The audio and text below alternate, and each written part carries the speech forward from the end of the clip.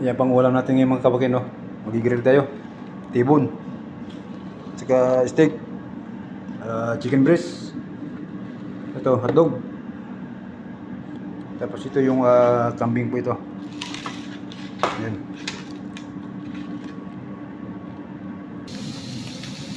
Yan na. Pukpok pa lang, ulam na. Tipid-tipid na yung pag may time. Mahal ang bilihin mga kawakin.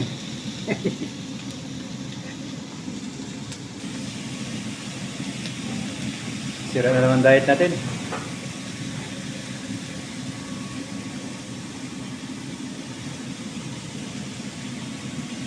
Dito lang po. Thank you for watching.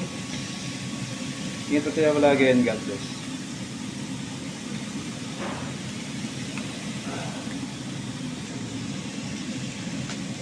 Bye-bye.